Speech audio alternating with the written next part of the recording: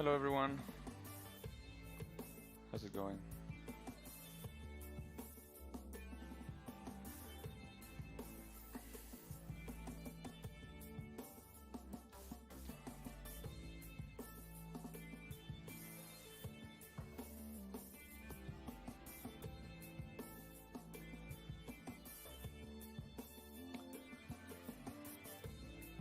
Okay, so let's start doing this.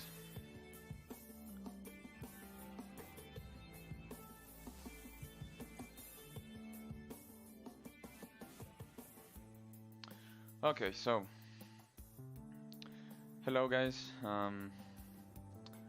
So today, for today's stream, I don't know if you guys have been following the ZBrush live channels, but it's ZBrushCoreMini week or month or challenge. I don't know how to say it. So basically, it's gonna be my first time using this version of ZBrush, which is ZBrushCoreMini. For those of you who don't know, it's like a very stripped down version of ZBrush Core, which is already a sort of stripped down version of regular ZBrush. And what I'm gonna be doing is I'm gonna try and sculpt a creature using only this thing. It's the first time I'm using this software. Like I purposefully didn't want to try it before, to see, like, to try and use it live for the first time. So we'll see how it goes. But it's basically just like 8 brushes, 8 materials, just color. I guess you can poly paint. We'll figure that out, and then like symmetry, size, intensity. That's it. There's not really much to it. It's just basically like the way I see it, it's like a mobile app, but the ZBrush equivalent. So we'll see how it goes. One thing I did try and do was I tried to get hotkeys, because these are the brushes that I like. Most of these brushes are the brushes that I usually use on the daily. Like I use the standard, I use the clay buildup, inflate, pinch, move, snake hook. And then these two I would use instead of slash mostly the damp standard or the cracks, and then instead of H polish usually the trim dynamic. But it's pretty much like the same thing in general. Hey Julio, what's up? Mike, everyone, Cine, Mijael, thanks for joining me today, guys. Okay, so let's start. So by default, this thing has, from what I understand, it has the Sculptress mode turned on. And yeah, so it's gonna be constantly tessellating. I have polyframe, fortunately, so we can see that. I don't think I have mask. No, I don't have mask. So there's no way of masking things here. Okay, that's interesting. Do I have select? No, I also don't have select. So okay, it's gonna be like pure freestyle sculpting. We'll see how it goes. Like I said, I wasn't able to make the hotkeys work. Maybe maybe there's a way, but I couldn't do it. So what I'm gonna do is just start with a move to try and get a main shape going. And since this is Sculptress, it's like live tessellation. The way it works is the larger the brush size, you can see it here. The larger the brush size, it's gonna be the larger the polygons.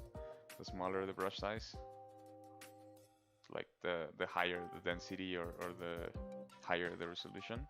So I'm gonna be going from big to small. I'm gonna start with like big general shapes and then go from there. Obviously, there's some tricks, like I can just, for example, increase the size and then just smooth a little bit, and that sort of resets the resolution. But we'll see, like we'll figure things out. Yeah, actually, like that's a great question, Nicola, because the thing that I had planned for today had some horns, so I'm glad you asked that. So okay, I'm gonna finish getting like main shapes here. Um, with um, with the move brush. And like with these things, the way it works for me at least is that I don't really know what I'm going to sculpt exactly. I'm just figuring as I go. So okay, for let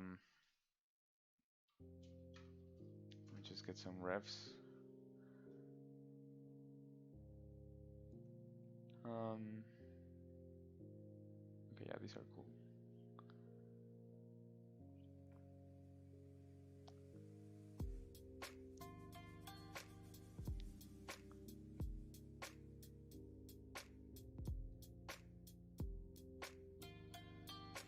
Okay, so the way it works for the horns or for something that you would extrude normally is, I guess we don't really have much choice here. It's gonna be the snake hook. And yeah, it's basically just like this. And it's creating the resolution as you go. So it's pretty weird not having the mask option. Hey Lisa, greetings all the way to Mexico City. So I'm gonna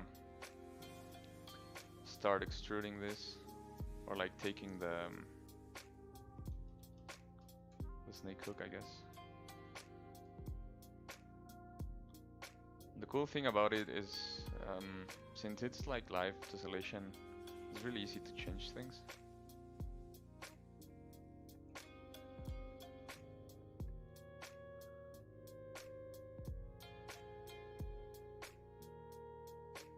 I really like this interface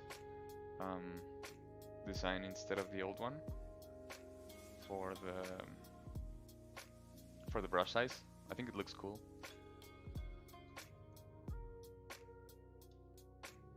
So, okay, smooth doesn't work on this one.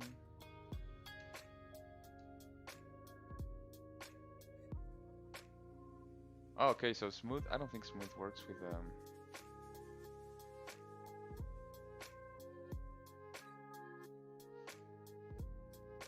what if I turn the intensity? No, okay, smooth does work, but it sort of doesn't. I don't understand exactly what's going on. And there's no menus either, so this is gonna be fun. Yeah. Hey MJ, how's it going? Okay, so let's start with this thing.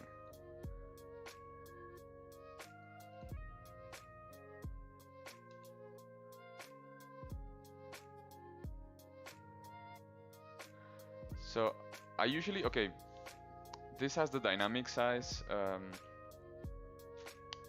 also, and I usually don't use it for like freestyle sculpting. I use it for more for like brushes that need to be a specific size, or like if I'm doing curves with a specific resolution or Z modeler, I would have this on, but usually I would have this off. And I like to have this off because I like to like zoom in and out constantly, and I don't know, it has just like muscle memory, I guess.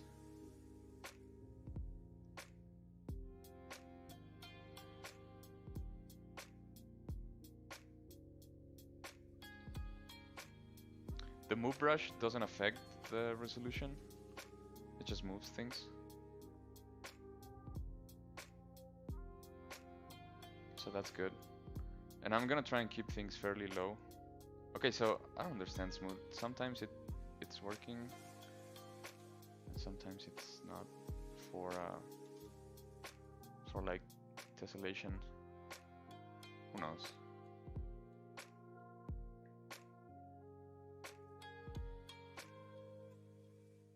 I'm going to try and have a body for this thing. I'm not really worried about the pinching, 'cause just get a regular brush with zero intensity, and it's basically like dynameshing the whole thing.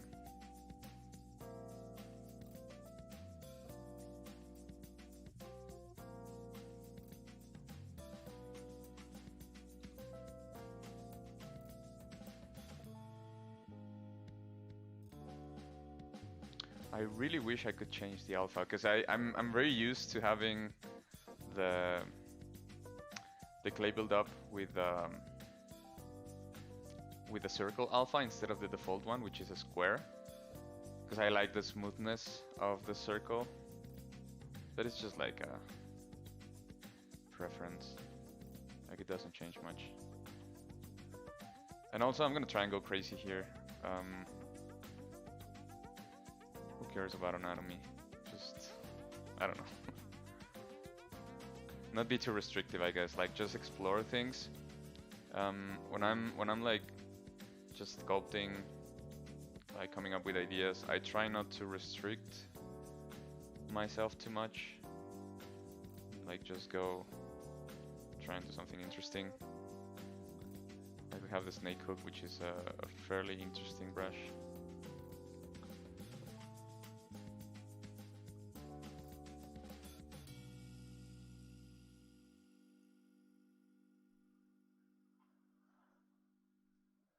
Hey Arun. And there's another person with a Japanese name. I don't know how to pronounce that. Yeah, ZBrushCoreMini. It's right here. So like, basically right now there's 3 versions of ZBrush. You have the regular one, and then you have ZBrush Core, which I've never used, but I'm pretty sure it's intended for like beginners or people who just want to learn like the basics of ZBrush for the first time. It's very simplified compared to the main version. I know it has like less features and way less tools. And then there's this thing which is basically a mobile app, and it's pretty interesting too. It's interesting because when I'm usually sculpting, I'm using pretty much all these brushes, like just these two, other two instead of these two. But it's exactly the same. So I'm gonna be here for a couple of hours, maybe a bit longer, and see what we can come up with in this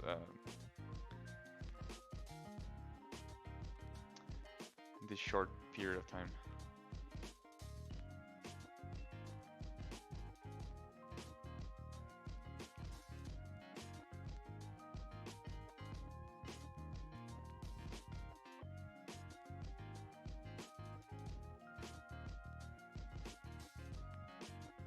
Yeah, it's Sculptis Pro. It's like it's on by default in here, and since there's no menus, I'm really not sure. Okay, so this is for adding tools. I'm really not sure if there's a way to turn it off. I don't think there is, and so that's interesting. And I keep hitting my hotkeys as if I was like in regular ZBrush. But that's gonna be it's gonna take a while to unlearn.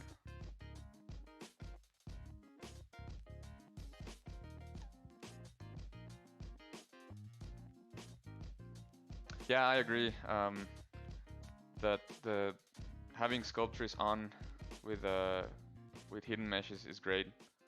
It was not annoying, but like inconvenient not to have that option before.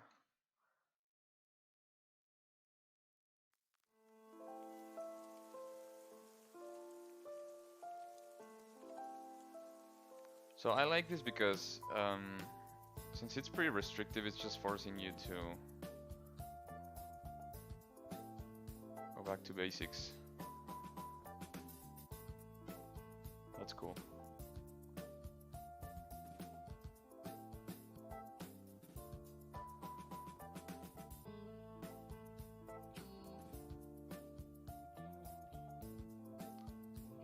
want to add too much detail right now.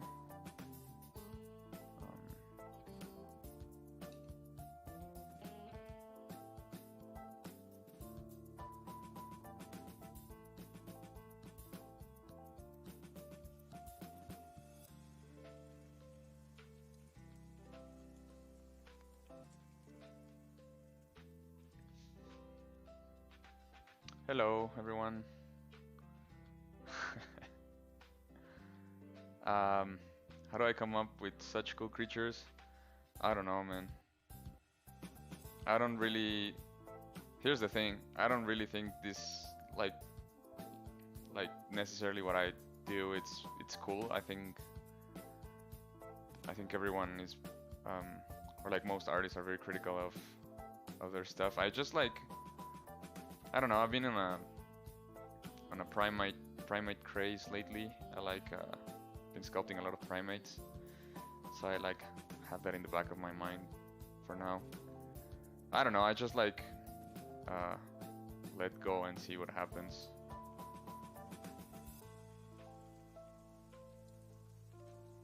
But thank you.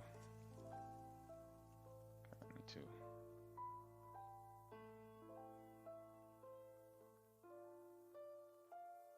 Apparently it's gonna be a humanoid creature.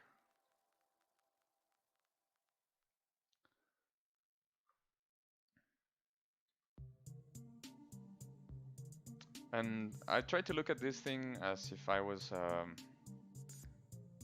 just doing like a clay sculpt. Not worrying too much for now on a lot of things.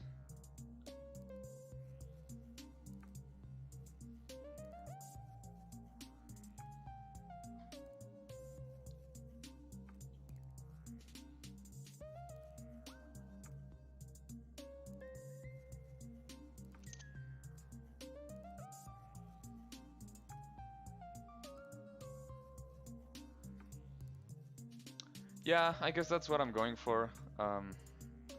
Like I said, lately I've been sculpting a lot of primates. Kind of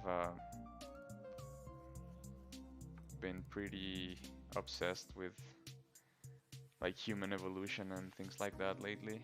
It's really interesting subject for me. And I guess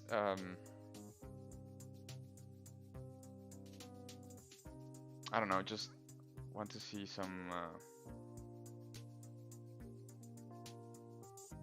variety within, like I like to imagine how different primates would look with like different sets of, or like features and things like that. I think I went too crazy with the rib cage.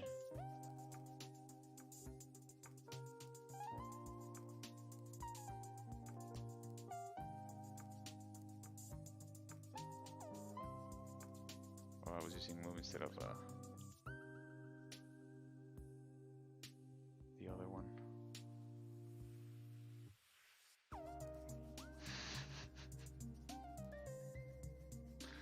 Hey Poncho, how's it going, dude?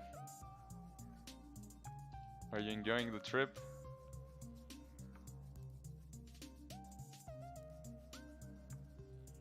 How's life in the Czech Republic?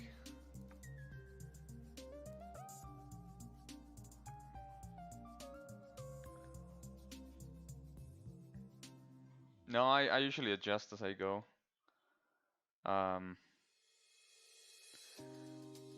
What is a month? Like it's very frustrating when you try, like when you have, sometimes you visualize an idea in your head, you're like, oh, this is gonna be awesome, I'm gonna do this, and then you try and do it, and like 99.9% of the time you can't really exactly replicate what you have in your head. So, and then you start doing things, and then you're like, oh, I got an idea from this. And then you change it. Okay, the eyes are gonna be tricky. I'm I'm gonna smooth a little bit the face to get rid of the high res. So it was getting like too heavy. I don't need that much res here in the back. I don't care about the back. I'm mainly gonna focus on the front. Mostly. Maybe I'll do something in the back, I don't know. But like just tapping, like if I just take the intensity of smooth all the way down, and then with a larger brush I just tap, I can smooth things.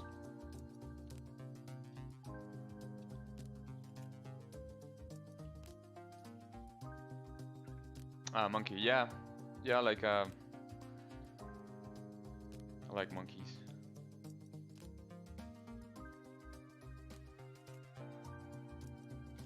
I think we can learn a lot from ourselves by learning about monkeys. I really do.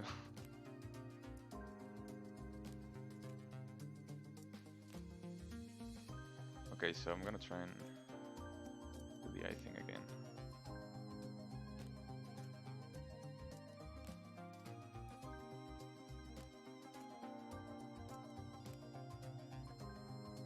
¿Qué onda, Sergio? Saludos.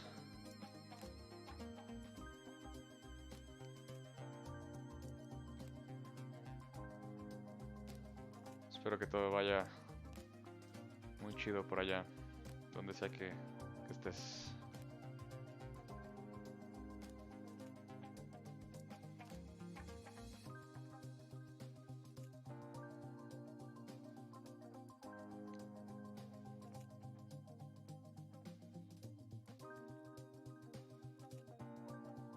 So like I said, I'm basing like main shapes on primates, but I don't want to like just restrict myself to the main features of a primate. Like I don't want maybe this guy to have primate ears.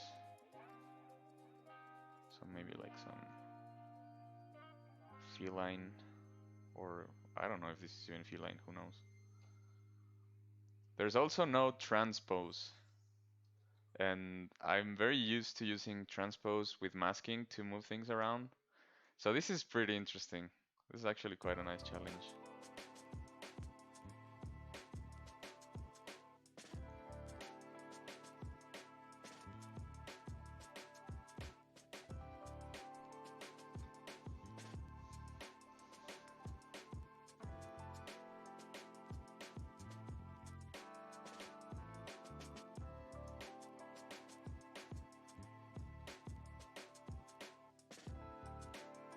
Okay, you can sort of see the eyes already.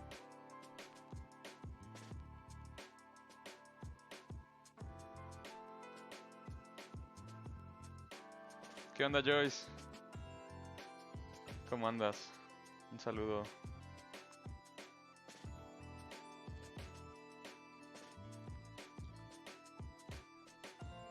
Yeah, there's a bunch of triangles. There's a bunch of triangles everywhere.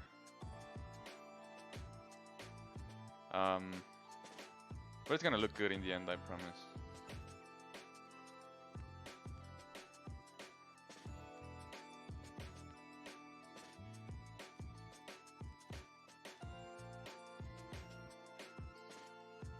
For the slash, I think I'm gonna... Oh, maybe not that much.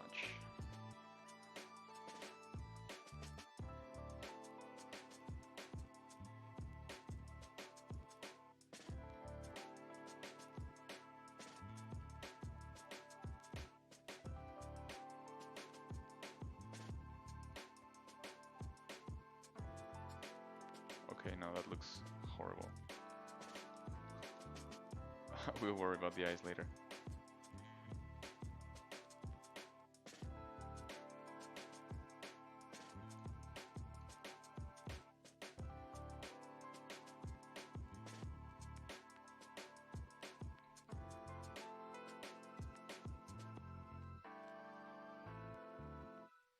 When texturing and coloring later, do I paint my model first and then create bump maps?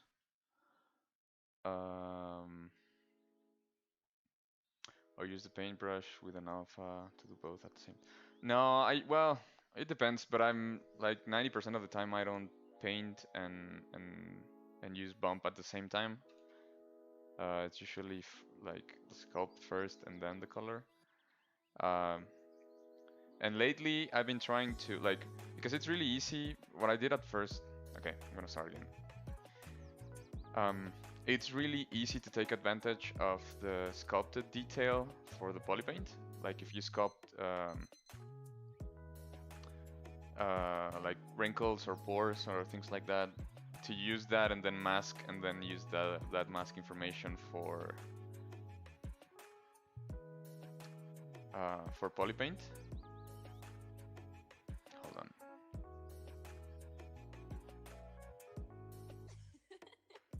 on.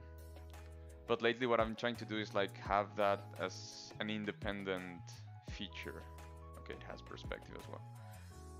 What I mean by that is like trying not to base the color exactly on the sculpted detail and having separate information. Like maybe if I'm painting like strips of color, not necessarily follow the sculpted detail that much, you know, like just make that independent, and it gives more variety to the creatures or to the designs or whatever.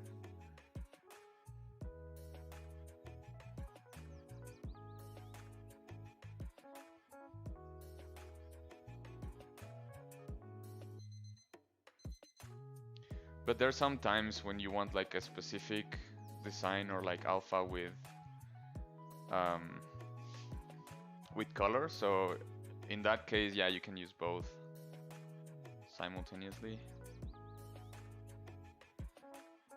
It's just that I find that you have more control with the first method.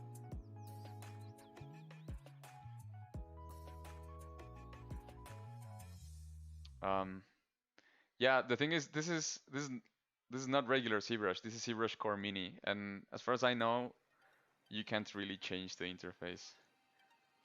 Maybe I'm completely wrong. I was really busy during last week, so I haven't watched any of the other guys' streams from the ZBrush live team. So I don't know if anyone actually managed to change the interface, but as far as I can tell, you can't.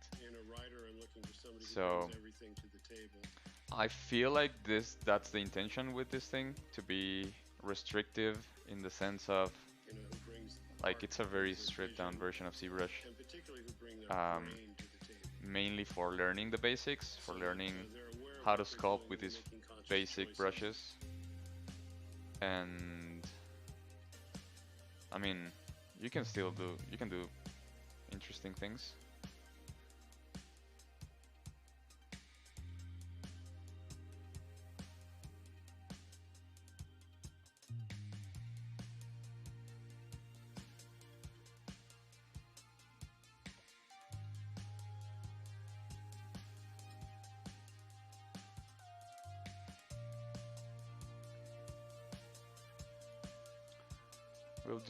We'll try and do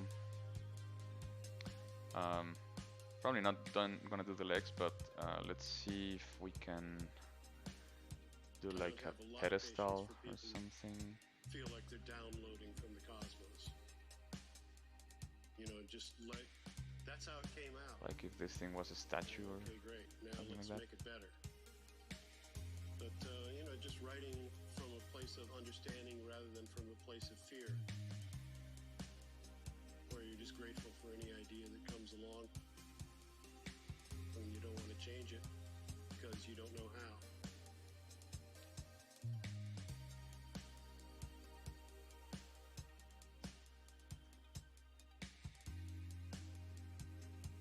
It's not about the ideas, it's about how you support the ideas.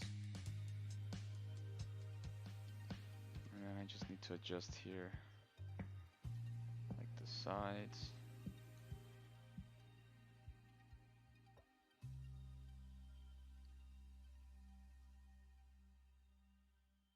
And then I want to do something, we'll see if it works.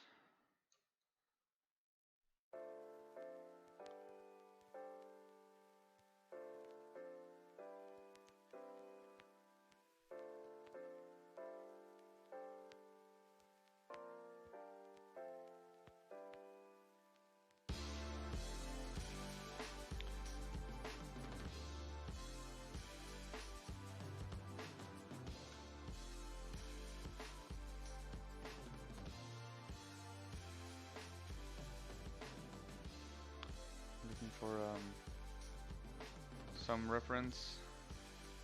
I want to maybe do like a praying hand gesture.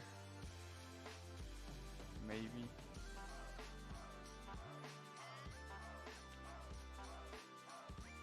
And then have a base or something.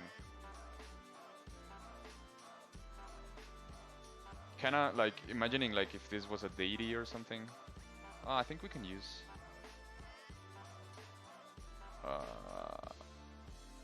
okay, that creates a new one, so you can't really append things, I don't think. I think it has to be just one single mesh, everything, I guess. I'm guessing here.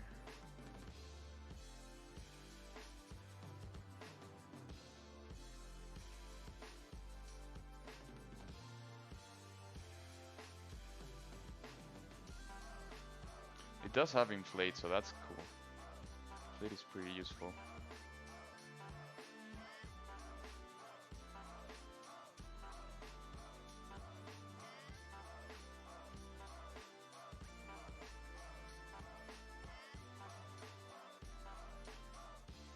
So like this thing, for example, I don't know exactly what I'm doing here, and I'm pretty sure I'm breaking anatomy rules.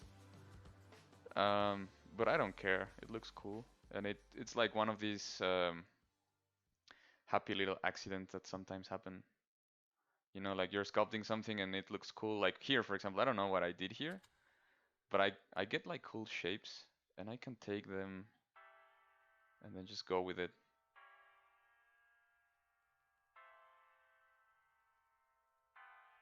If it's a creature, I think it's really important to have the basic, or like the base, very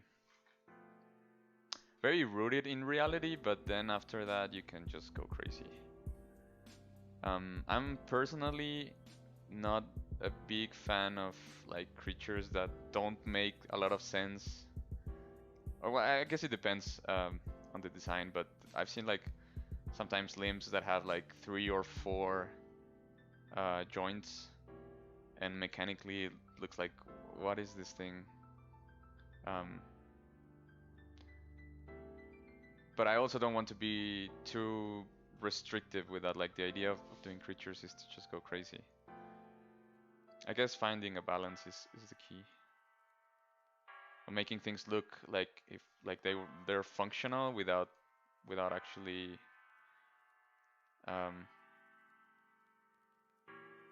making things functional, and also original enough without breaking them. I guess that's the challenge.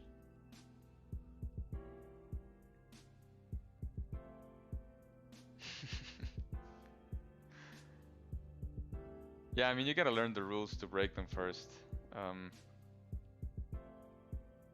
Like pro tip, no matter what style you like to work on, always try and do some practice with realistic stuff, or like some anatomy studies.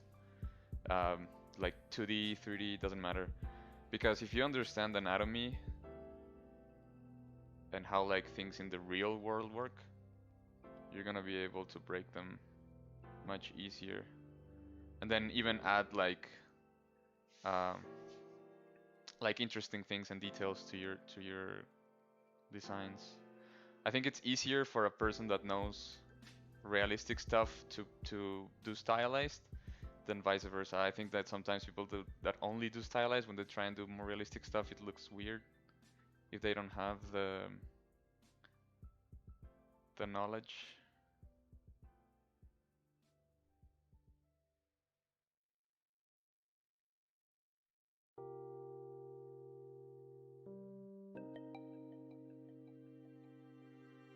So I want this guy to be like a god. I'm thinking like, imagine if this was a statue or a shrine of something, like the monkey god of whatever.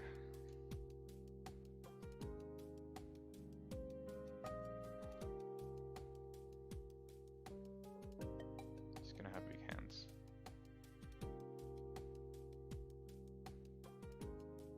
And I'm pretty sure Okay, since this is not Dynamesh, I actually think...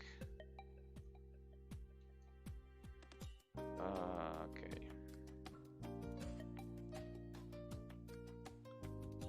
That I'm not gonna be able to merge the two. Oh, okay, another thing I just noticed. I don't think you have backface masking. It's gonna be a challenge. Let's see. Can I inflate this?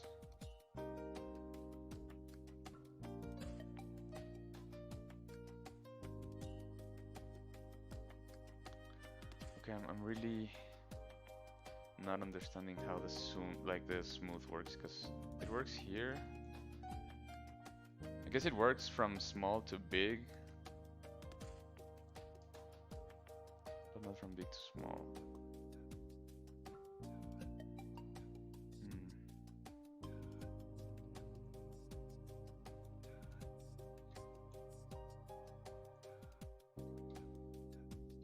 Okay, have a huge brush for this or what? No, I just broke it.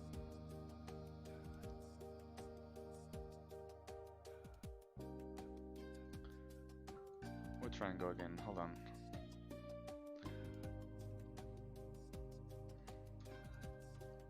Some tech issues we'll need to solve.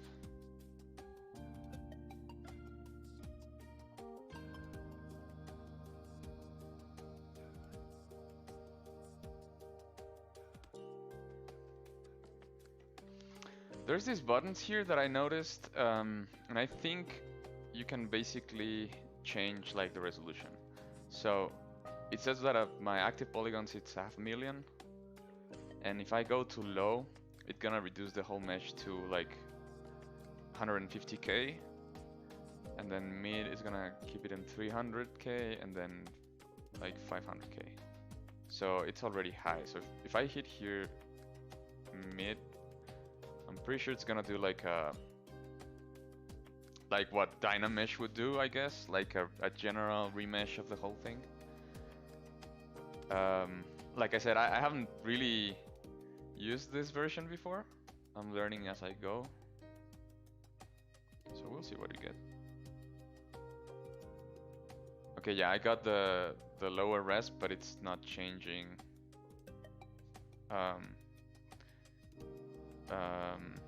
uniformly. Hey Marco, yeah, it's because of that.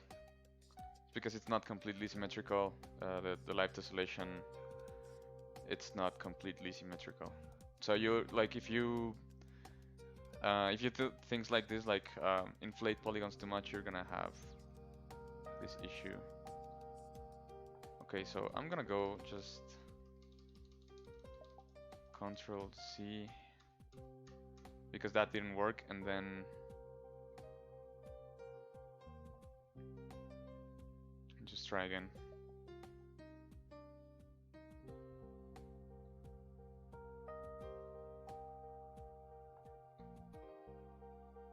It's gonna be tricky to make a hand shape out of this, but we'll try.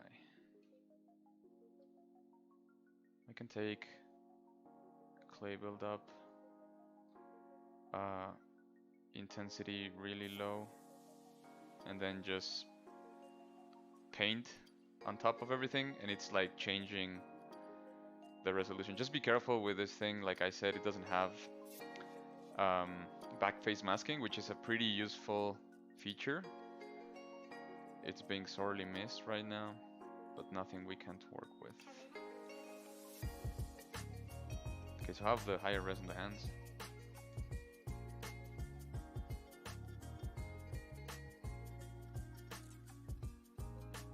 Let's continue with the sculpting.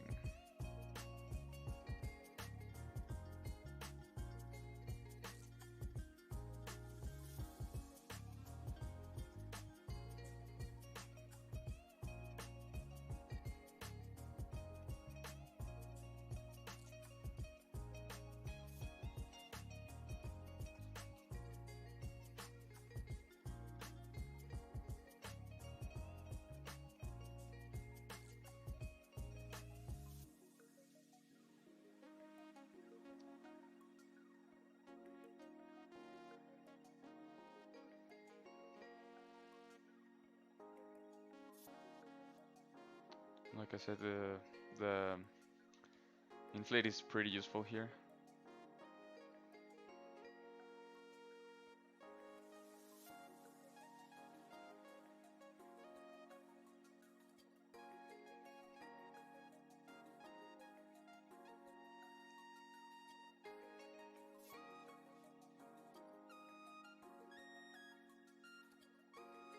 I like the way the slash gives me this dotted effect. Kind of looks like ribs. So you have to make use of things like this sometimes.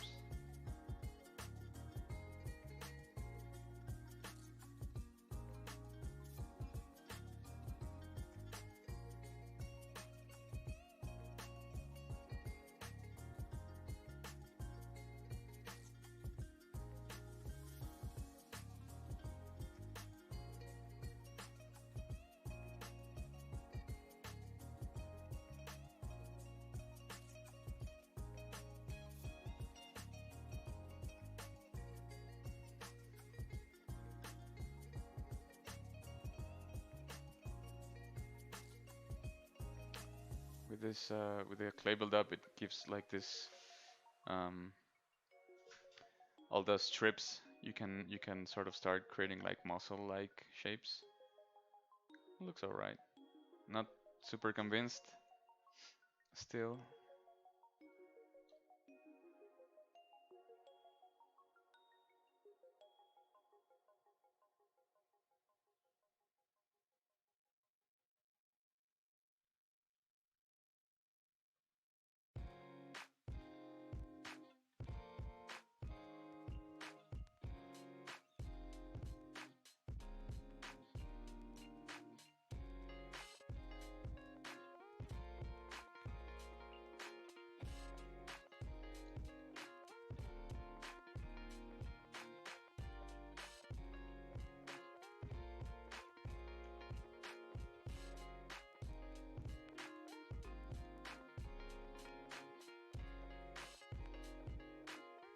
Just adding a bit more resolution here. Not too much. Just want to be able to smooth this thing a little bit, this part. The elbow.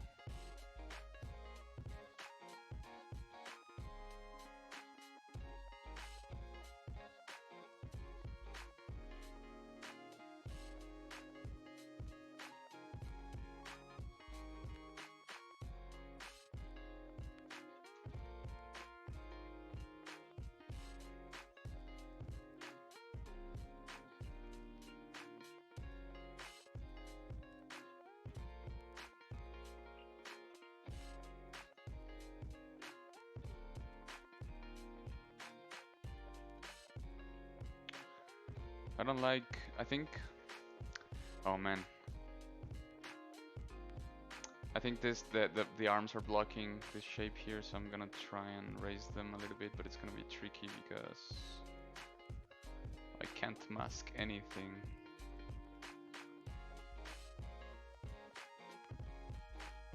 This is a challenge.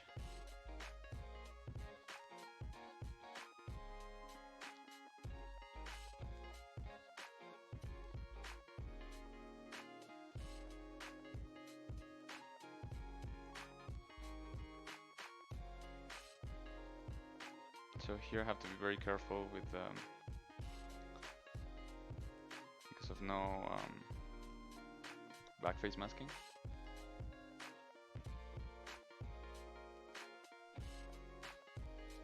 And then let's see if I can do the hand thing.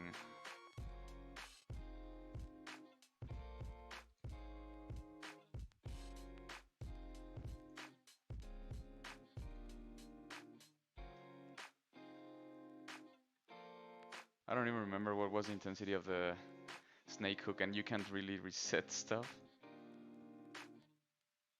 I think it was 100.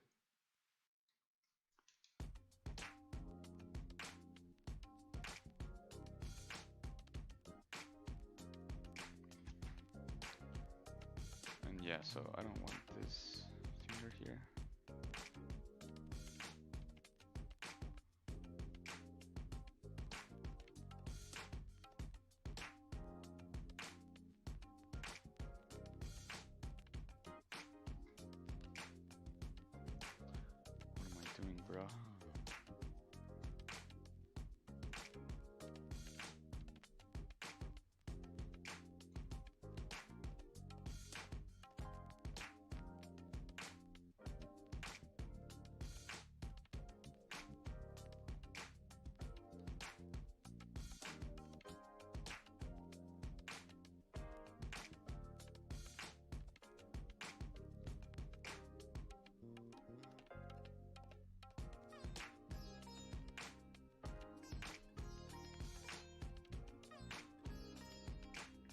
I'll just keep it like that, who cares?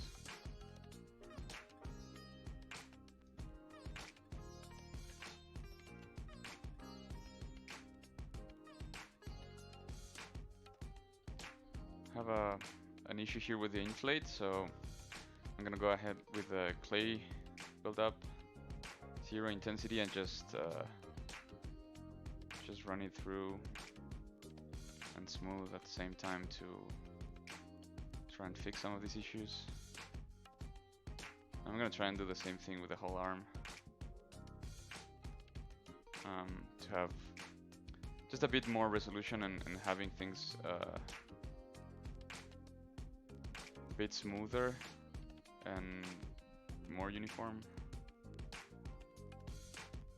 Same here.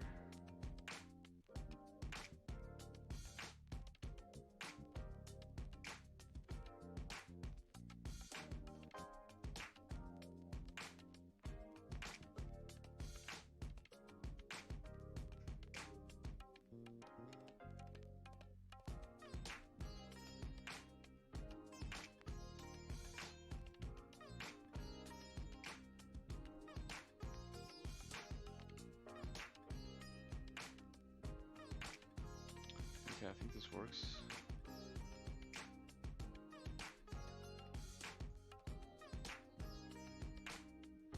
Not yet. I still have this hole here. Smooth, smooth, smooth. It was like this triangle got like was caught inside everything.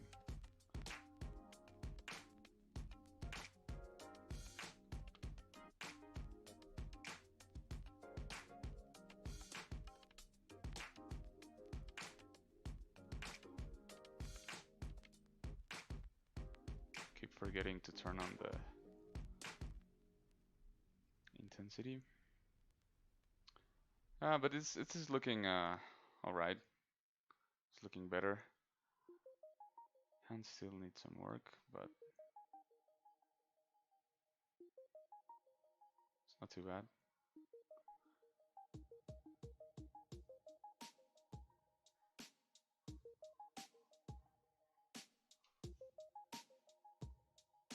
Again, doing this thing to get more resolution with intensity on 0, so I'm not getting like any deformation to the actual shape. Just adding more res to be able to work with.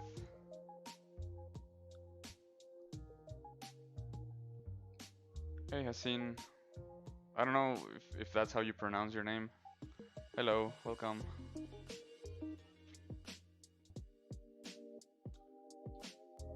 And I'm just gonna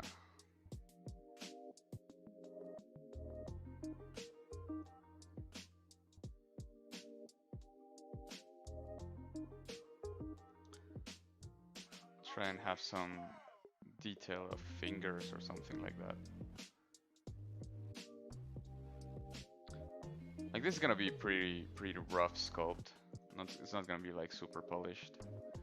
You can't really have it with the tools on this thing.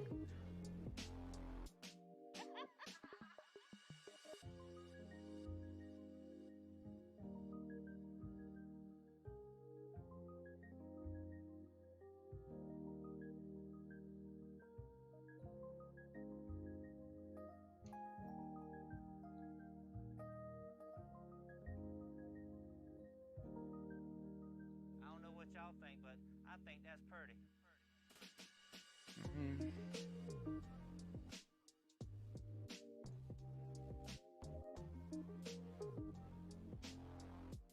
Just extrude like the tips, so it sort of looks like the fingers are separate.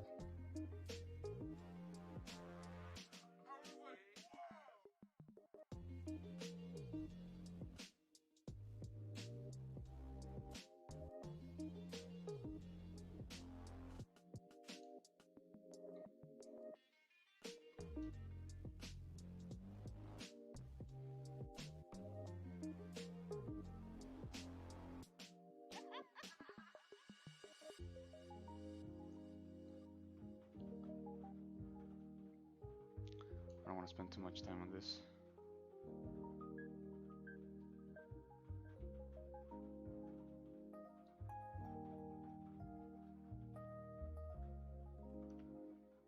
Yeah, I think that works for now. Okay, I'll move on to other parts of the model for now, and then maybe later I'll come back to that.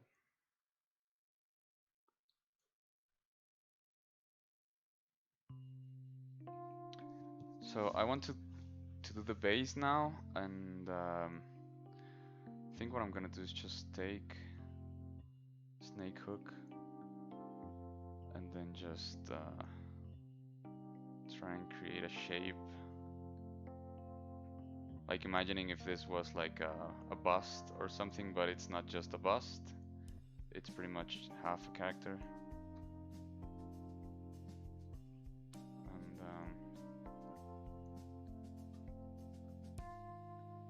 And try and make it as distinct from the body as possible. Hello, Luis. How's it going, man? Greetings to all the way to Brazil.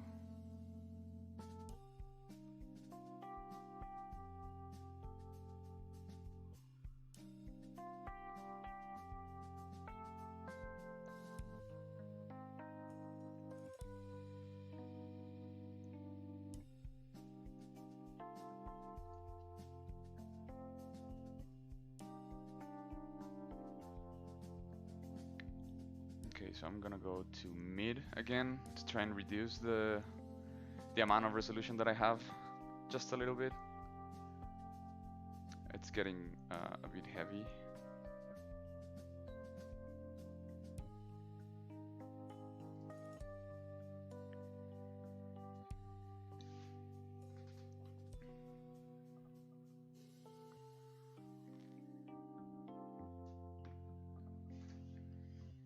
All right, yeah, this is better. It went from like 600k to like 300k. It's pretty good. Pretty good.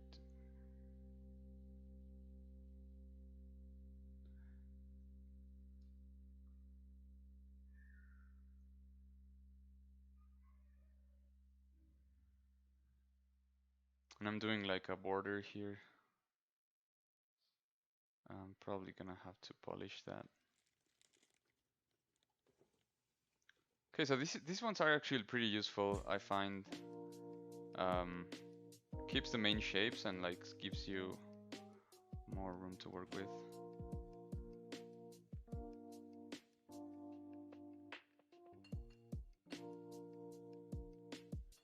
Thanks, man. Appreciate it.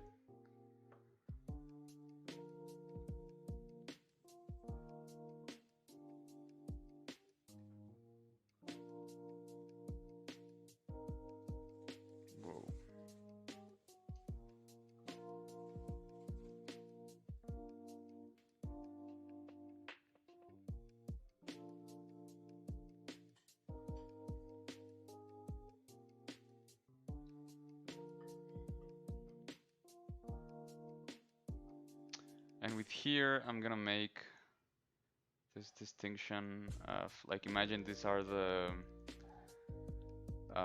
abdominal muscles that go, like, all the lower ones, the ones that are below the six-pack. And then we'll cut here.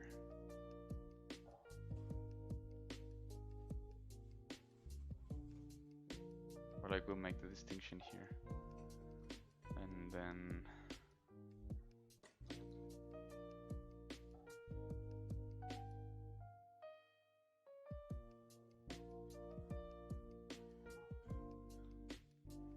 we have that separation.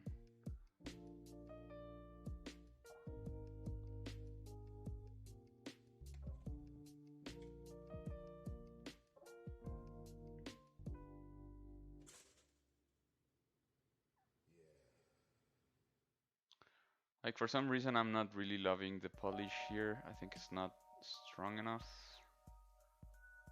I feel like you have to use it like way big with the brush size.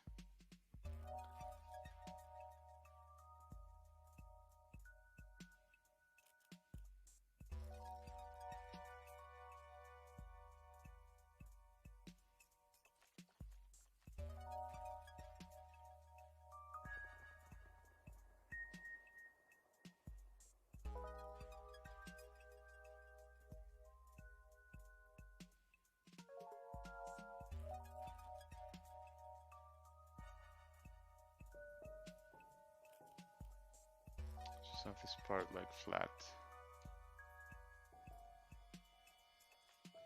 I mean, kind of works, I guess.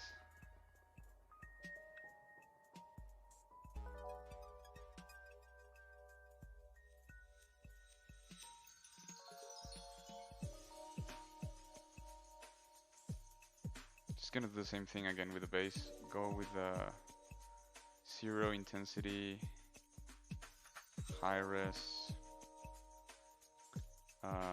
clay buildup for all this part. Because I like to be able to define the base a bit more. Maybe, oh yeah, I forgot I have pinch here. Of course. Of course.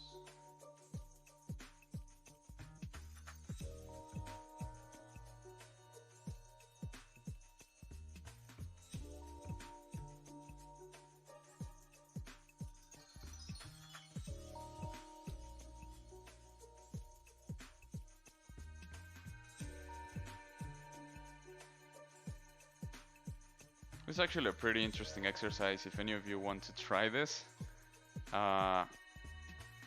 It's gonna feel pretty restrictive if you're used to regular ZBrush, but it's gonna make you focus on the sculpt, which is, I guess, the important part. It's called ZBrushCoreMini. It's a very simplified version of ZBrush Core, which is already a simplified version of regular ZBrush. It's like just 8 brushes, and that's it.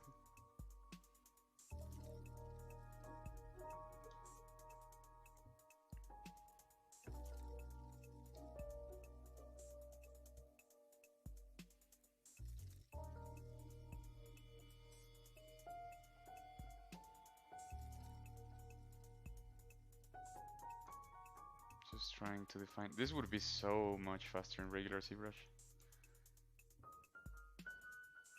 but I'm not complaining.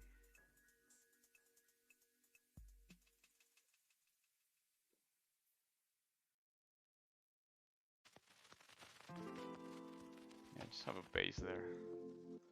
I think that kind of works. Okay, I'm gonna go back to the top of the sculpt. Finish some stuff here.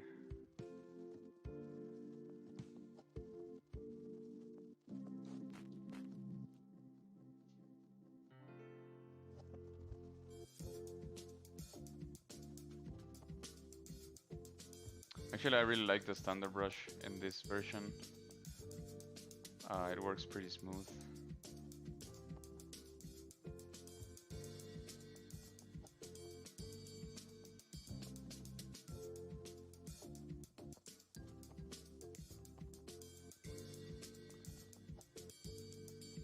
Helpful with helping define some shapes here and there.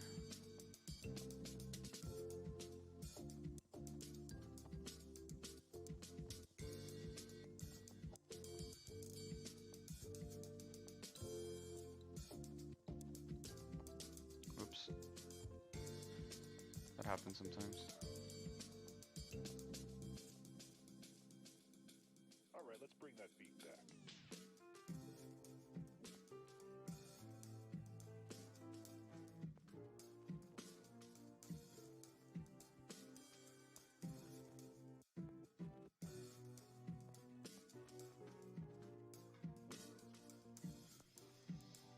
¿Qué onda, Beck?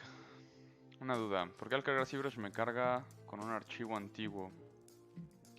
Lo borro y le doy Start Document para que empiece sin nada, pero aún así me sigue saliendo. No, según yo, con que guardes Save as Start of Document, debe ser suficiente. A veces lo que pasa es que se guarda el documento con un modelo cargado y es como nada más una imagen de fondo. Y según yo, con que lo Control N se borra y Save as Start of Document debe ser suficiente. No debería haber problema. Seguramente, y si no, igual si checa como lo de Save Preferences o algo así.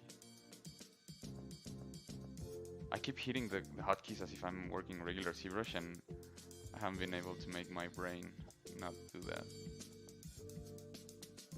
But we're getting there, we're getting there. I'm just going to have a bit more rest here on this part of the arm so I can smooth things just a little bit.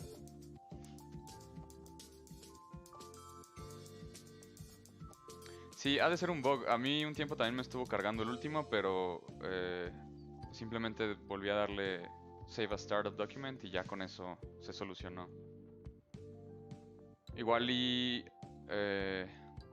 no sé, yo sé que es una joda, pero si sigue pasando tal vez reinstalar ZBrush lo resuelva. Yo sé que no es ideal, pero bueno. Okay, so almost done with our monkey god statue. Monkey creature thing.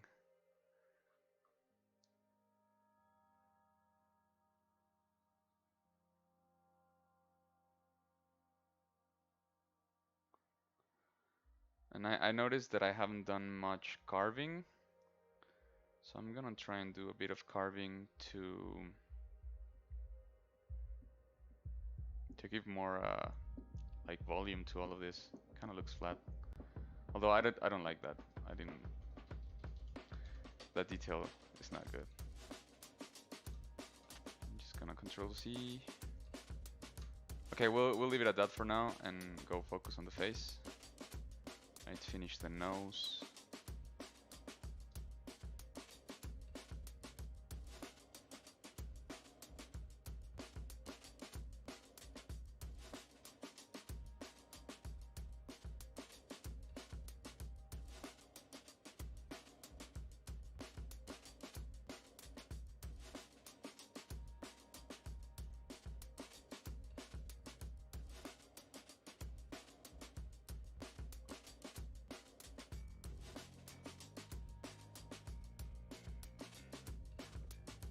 And of course, the smaller you go with the brush size,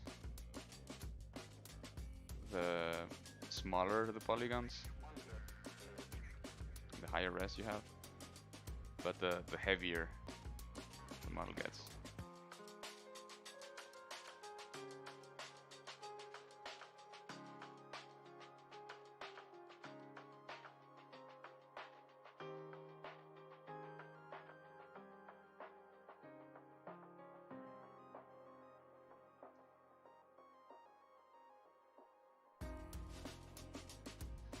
Hey Koji, is this the Koji?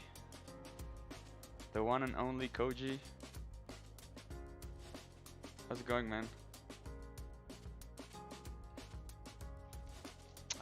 Luis, actually, like none of those actually matter for ZBrush. ZBrush doesn't really care about graphic cards or video cards, which is great in my opinion, because that means you can use ZBrush with like the shittiest laptop, and it will work, because it only cares about the processor and I guess the RAM, and that's it. There's no way to tweak graphic settings. It doesn't really matter. So you can have like the basic default graphic cards that come with a computer, or like have a high-end graphics card, and it really doesn't change anything.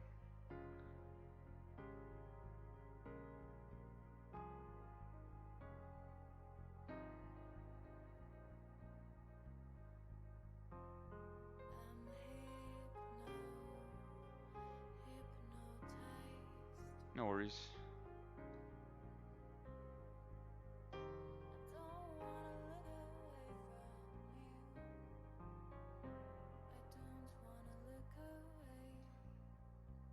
Yeah, it's been a while. I did stream last month, almost a month ago, I think, and I'm streaming again in 2 weeks. But yeah, I took like almost, I think more than a year or so. I don't remember. But just like a lot of things going on in life at the moment, so I had to just take a break, focus on other stuff. But it's good to be back. I missed this.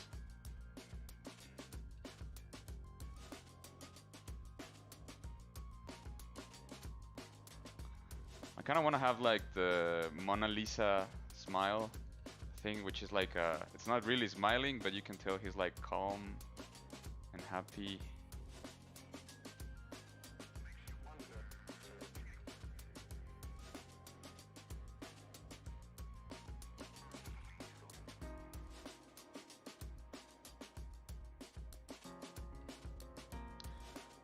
And also, personally, I think that the standard brush is really underrated. The analogy that I always like to use is that it's like Ryu from Street Fighter. It's a very basic brush. It's a very basic brush, like the main brush. Just like Ryu is like the main character, and it's really easy to start using to learn the game, for example. But then you get bored of the character eventually, and you want to start doing more complicated characters or like more complicated combos, just like with more advanced brushes here. And then eventually you come back to the basics and you're like, oh, this brush is actually pretty awesome. You can do like really interesting things with it without complicating things too much. And so you like relearn the brush again. That's the way I see it, at least. And I've been trying to use the standard brush more and more lately.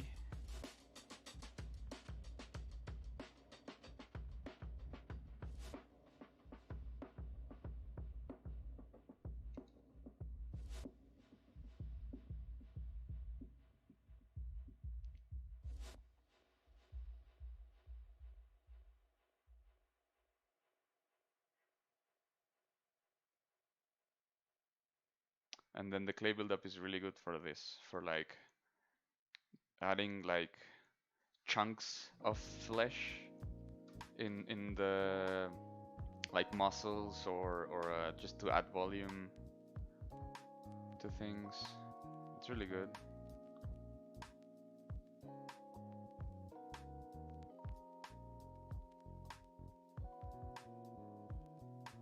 I don't even know what this ear is anymore. It's all like messed up.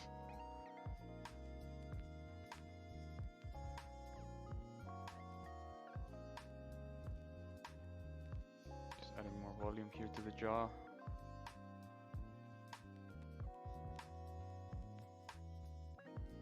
Namaste.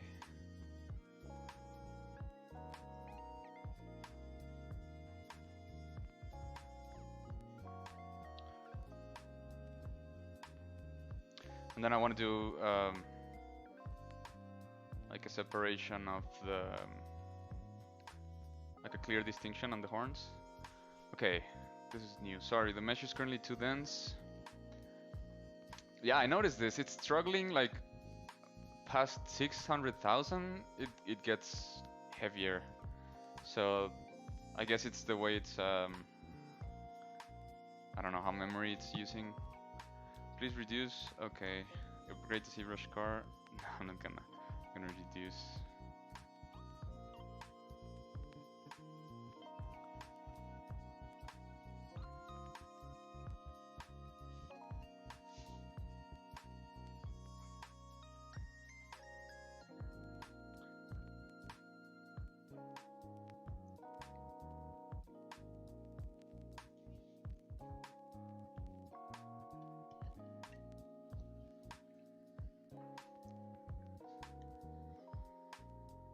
Okay, it reduced a lot.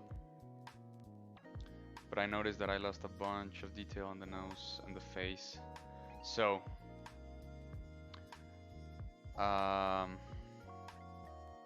let's see what happens if I go to mid.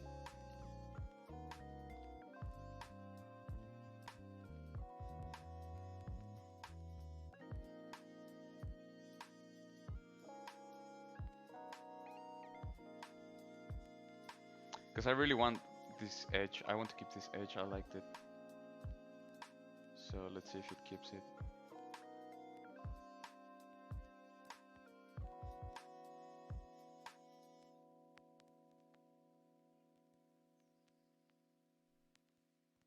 Okay, yeah, this is better.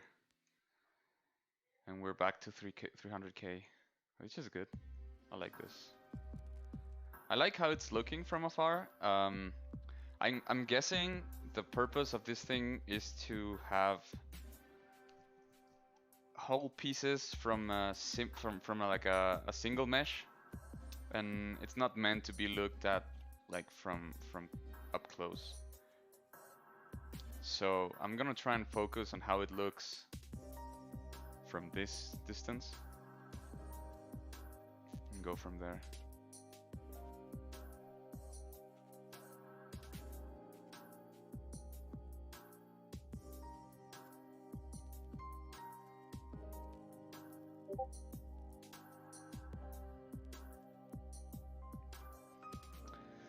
Hey Luis, no worries, man.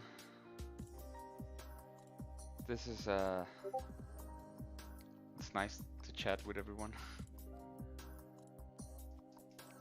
That I'm about to build a good machine. Nice, you said processor. Can you tell me which is the best to work with ZBrush?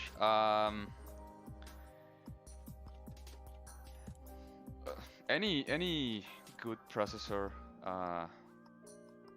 is gonna work. Honestly, like a bit of a disclaimer here. I'm not an expert on computers. I know just enough to survive in this industry. If you have the money, I've heard really good things about the Threadripper, and I actually would like to get one myself if I can. AMD Threadripper. If not, like any Intel, like i5, i7, i9, those work. Just get a good processor. Like if you wanna have like a benchmark for what a good machine for 3D is, I think like you should check out gaming computers. If you check the specs of a gaming computer, it's usually pretty much exactly what you need for 3D, because like the way it works with graphics, and it works with polygons and with textures and like rendering stuff. So it's pretty much the same thing.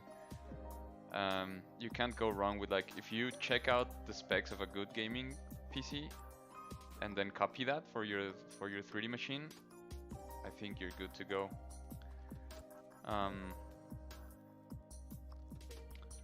But yeah, any good processor from AMD or Intel works. Like ZBrush is a really light software compared to other ones. Like, of course you can go super high and super dense and have really heavy models and whatnot, but in terms of what you actually need to start working with ZBrush, it's not much in terms of hardware. You can get away with little. But like if you're going for a like a good build and you have the money, I would suggest the Threadripper. I've been having that on my radar for a long time, and if I were to build a PC right now, that's the one I would choose.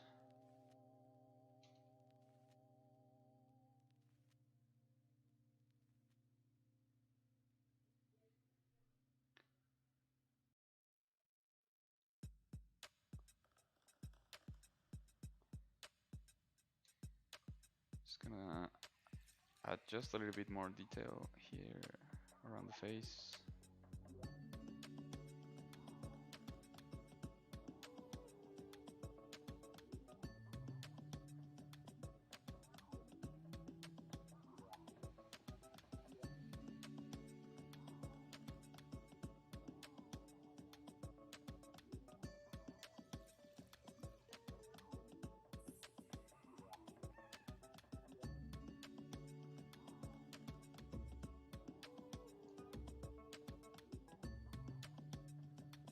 Yeah, no worries, man.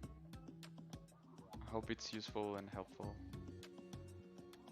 No, not right now. I used a little bit for in the beginning for the horns and the face, but I'm freestyling right now.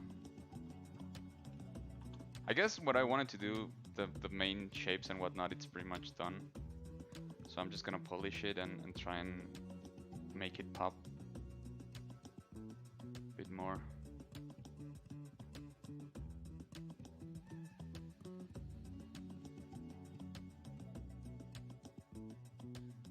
So I'm doing like a bit of carving here. You know how sometimes like deers and some type of sheep have like the horns coming out of the skull, but like have this edge separating them a little bit. Something like that. And then we can use pinch.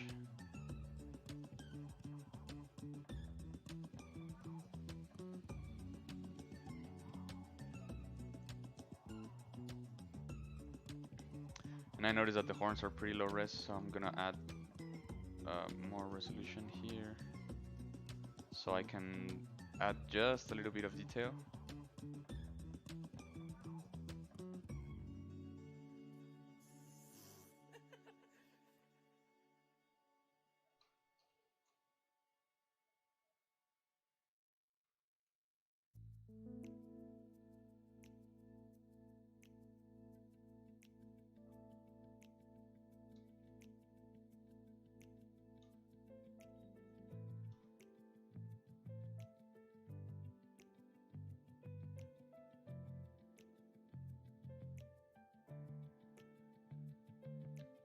Does this look good? I don't know. I'm not sure.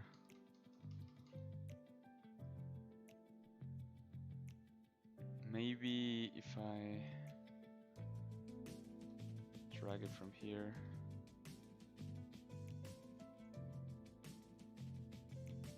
Like that.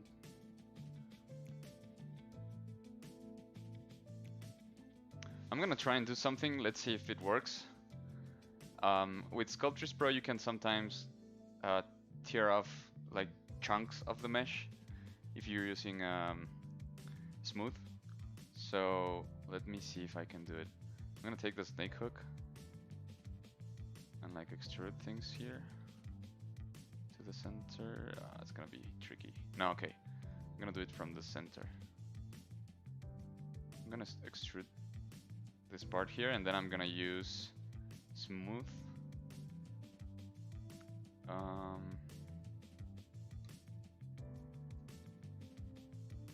I'm having trouble understanding how the smooth works here, because it's not really doing what I want it to do. Okay, here it goes. If I smooth it enough, it's eventually going to disappear, and I'm gonna have this floating chunk there. Yep.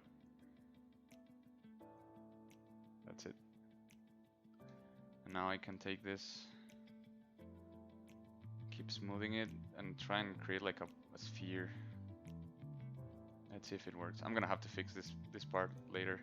But that's a cool thing with it's like a cheat code.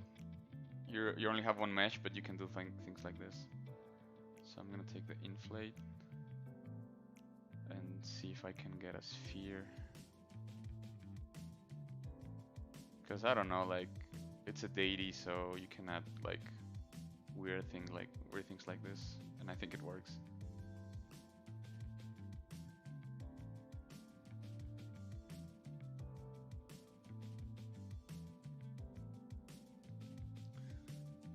So again, just add resolution to this thing, and then just smooth.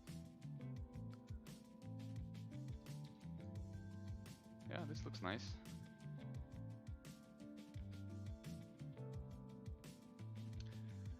But then I screwed up all of this, so I'm gonna have to fix it. Yeah, nice life hacks. I know. And then inflate. I just remember inflate is not using Sculptris, so I'm adding resolution along the way here, just so I'm able to then actually inflate and smooth and like clean up. There we go.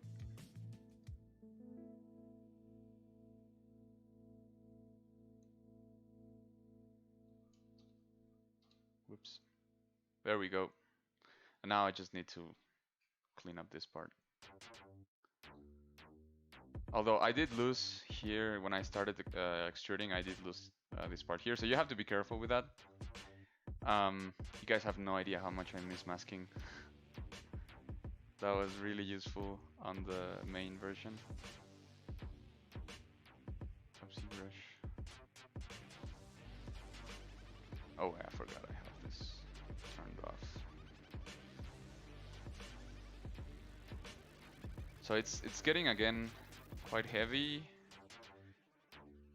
almost 500k. So let's do another reduction.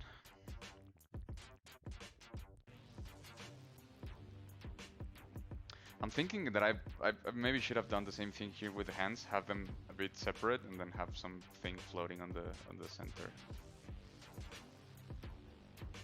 What happens if I do like pinch? Yeah, no. It's not gonna work. Okay.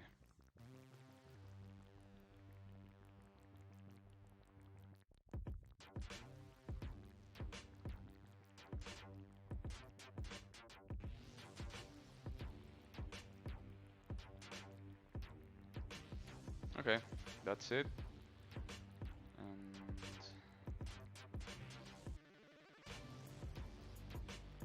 just fix this part with the horns.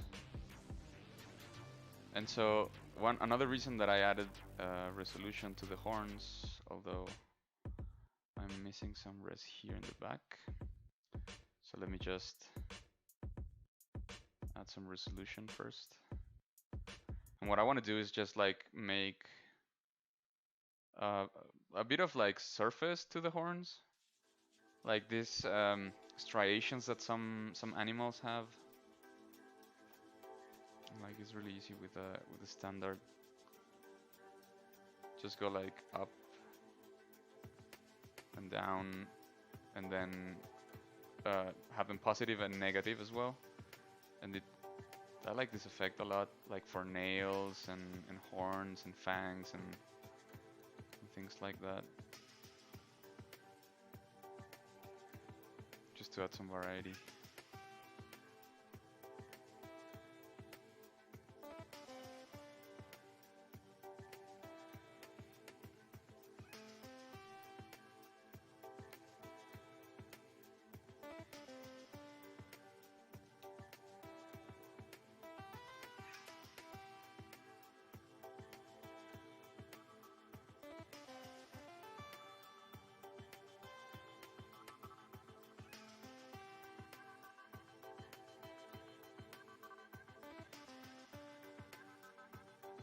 Kind of looks like a tree now.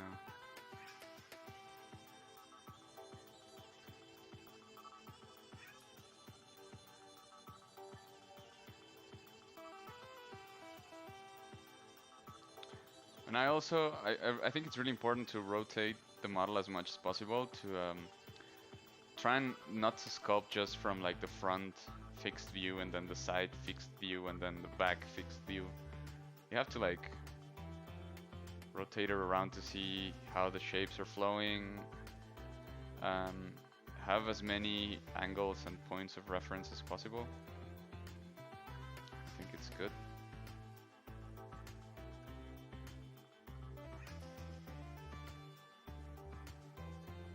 It'll only make all the shapes read way better, in my opinion.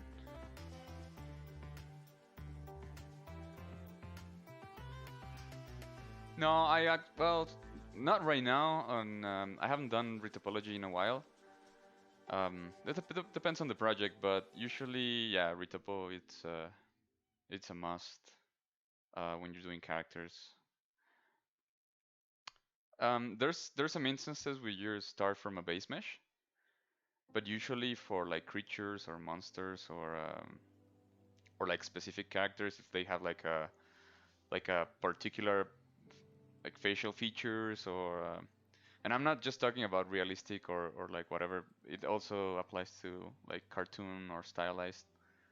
Um, yeah, retopo it's pretty much uh, guaranteed to happen along the pipeline sooner or later.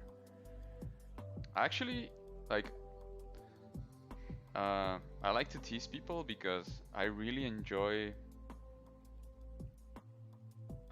retopo and UV mapping, and most other modelers hate those two.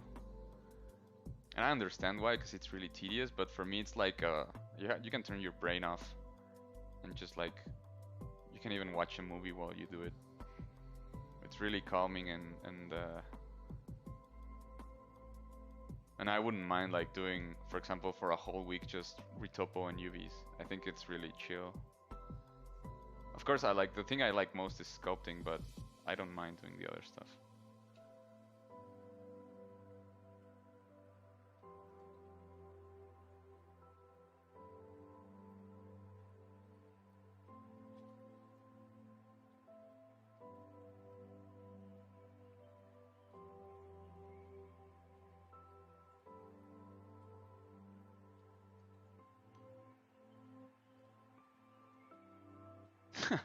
Yeah, the ears are pretty difficult. What I would suggest is, I don't know how you're approaching this, um, but usually, like what I'm guessing this is what you're doing. You're starting elsewhere in the model and then you're moving towards the ear. I would say start with the ear and then just connect that to the rest of the to the rest of the face. That's that way you have like full control on exactly what you're doing with the ear. Ears are very tricky. There's parts of like hands are very tricky. Noses somewhat tricky. Yeah, but I would say like for retopoing human parts, ears are definitely the hardest part, I guess. I'm pretty sure. Yeah, Koji likes retopo but not UVs. I know. Retop, I don't know. It's I think it's the same. Like I think even UVs, it's even way more chill than retopo. Like retopoing, you have to think of it like a puzzle, in a way, you know. And then UVs, it's just like, oh, I'm just gonna cut here and unfold, cut here, unfold, come here, unfold. Depends on the model, of course, but sometimes it's just like super chill.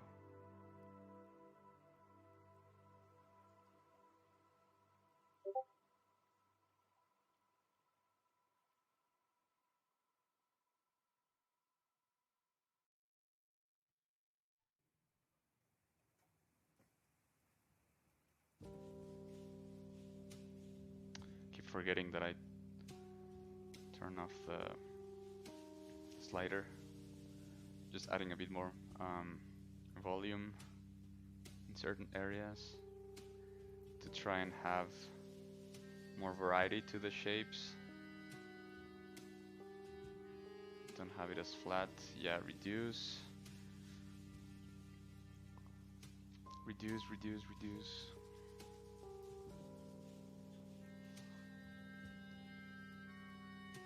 Hey Zombie, hey Doomwalker.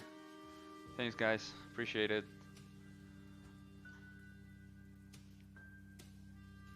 It's been fun so far.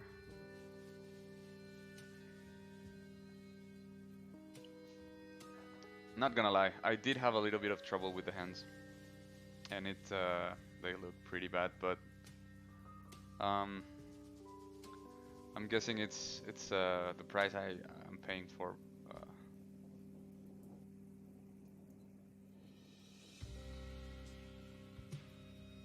trying to push this thing to the limit.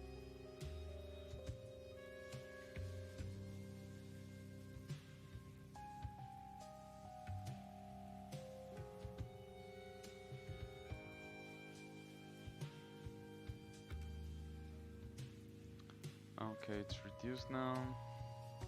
I just want to keep all these details.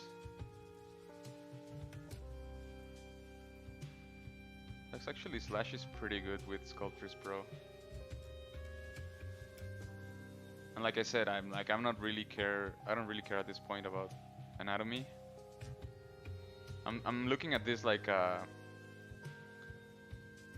don't know, just like in a pure shape kind of way. I just look how it looks and if I like it or not. Try not to worry too much. Like the main shapes, if you see the primary forms, they're already defined, so why not go crazy with some of this stuff, you know? Monkey, deer, god. I think this would look pretty cool printed. Like maybe I can take this to ZBrush and like polish it and maybe print it. I don't know. Would be a fun exercise.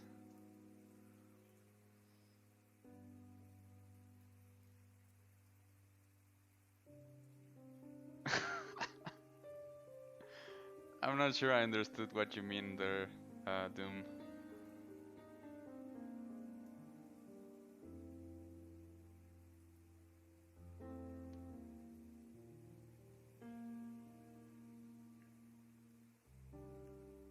I think I got it, but I'm not sure. Okay.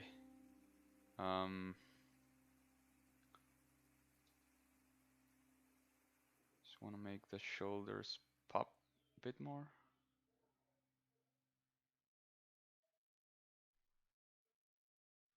Yeah, I know. It was a good analogy though. Pretty creative.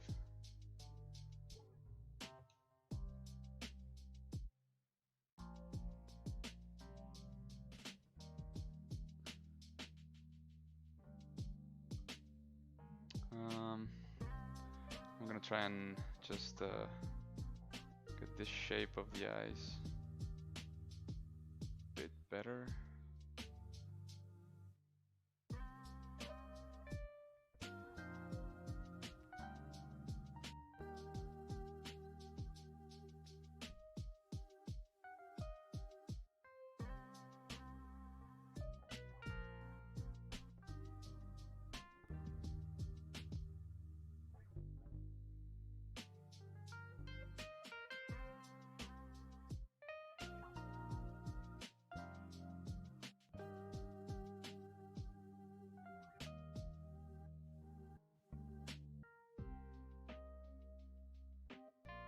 Now at this point I have to be careful because I'm like too close, and if I do the thing with the brush, look at the active polygons, they're gonna start adding up like crazy.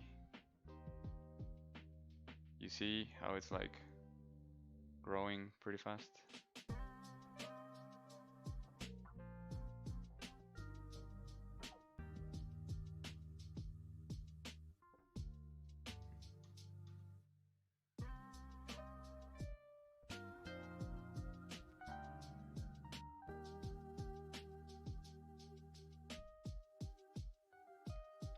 Gracias, Sergio.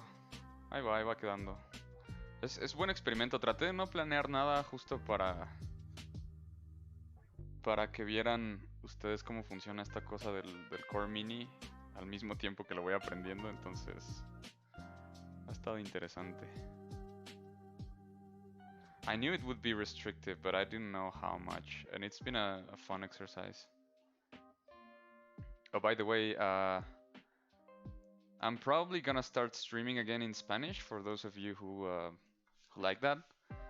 Before I took my break, I was doing one stream in English, one stream in Spanish, usually for different audiences with different themes, but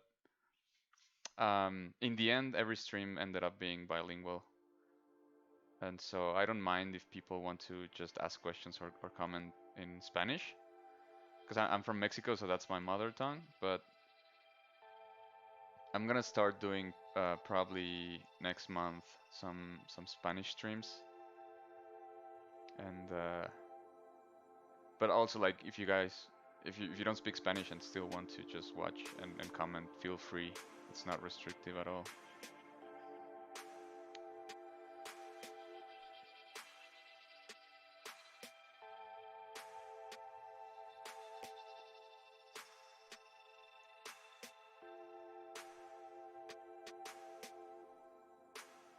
So I have to be careful. It's closing to 700K.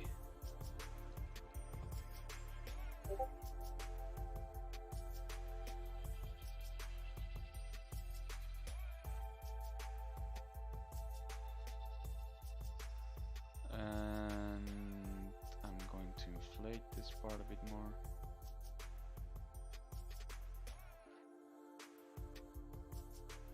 And reduce again. Go to meat.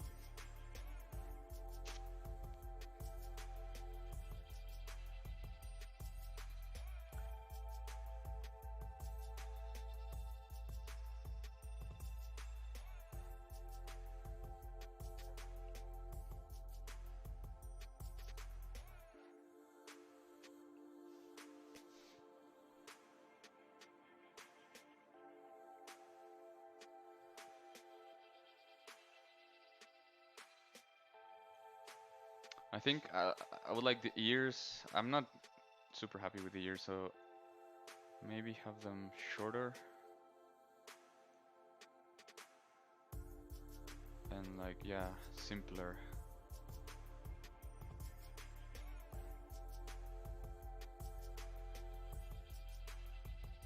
I think it was like very, like all the shape was all weird.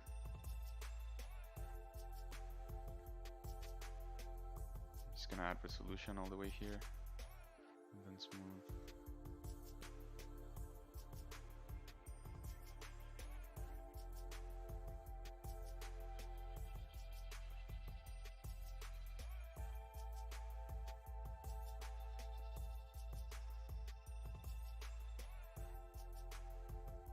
And it's also, I mean, it's the nature of the software, but I would be nice to have a button to just like append another sphere.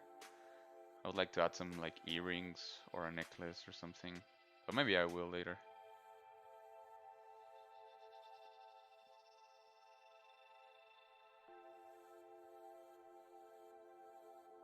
Sí, de hecho, son amigos bastante cercanos. De hecho, bueno, a Soren lo conozco ya desde hace buen rato, desde hace varios años. Y como él vive en Guadalajara, yo vivo ahorita actualmente en el DF y estuve viviendo un tiempo en Montreal. No nos vemos tan seguido, pero cuando hay eventos del tipo el Pixelatl y también coincidimos en IFCC en Croacia, usualmente es en eventos en donde lo veo. Pero sí, ya tiene bastantes años que soy amigo de Soren. Y con Oscar, de hecho Oscar y yo empezamos a streamear en ZBrush Live al mismo tiempo. Y teníamos una colaboración que se llamaba Pass the Sculpt. Trabajábamos los dos en el mismo sculpt, nos lo pasábamos, primero le daba a él y luego yo y luego de regreso y así. Solo que yo me tomé un break como de 1 año y cacho. Por razones personales decidí tomar una pausa y apenas estoy regresando, pero Oscar sí ha seguido con los streams casi cada semana, creo. Tiene mucho que no lo veo por la pandemia, pero lo vi hace unos 3-4 meses, creo. Por ahí. Sí, son compas. Y son muy buenos, la neta. Ahí denles follow a sus redes, a los dos.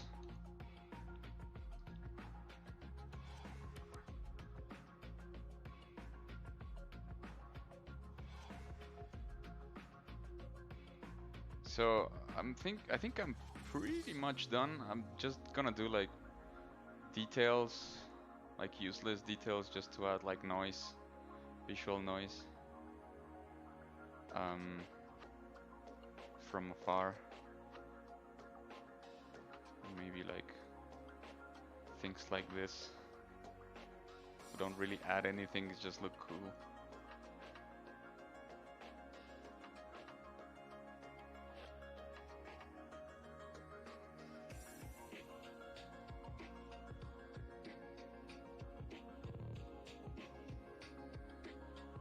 Okay, now I'm losing the shape here and I don't want to lose the shape. So I'm just gonna add here more volume and then use the slash. There we go.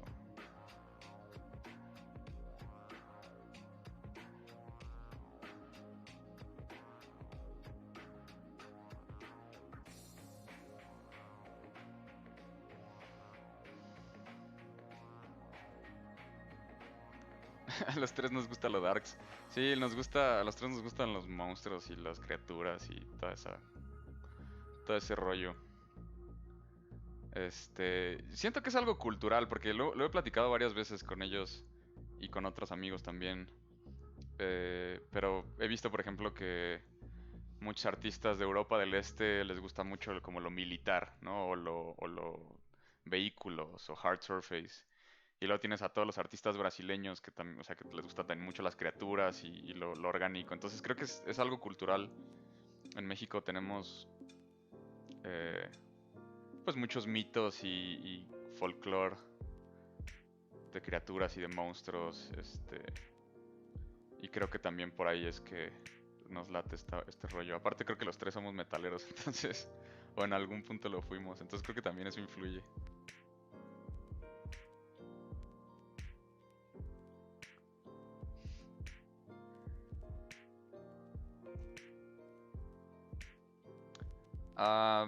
Bianca, I don't know. I think it depends. But like when I was teaching, a tip that I would give to my students that I noticed that really helped them was to do like speed sculpt exercises and to just like start from a sphere and then have different themes.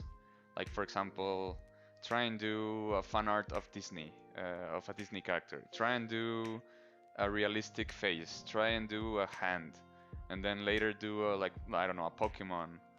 Have different themes, and then just set like 2 hours of uninterrupted work, preferably, if like ideally, and then just like sit down and sculpt, and try and finish the theme in just 2 hours.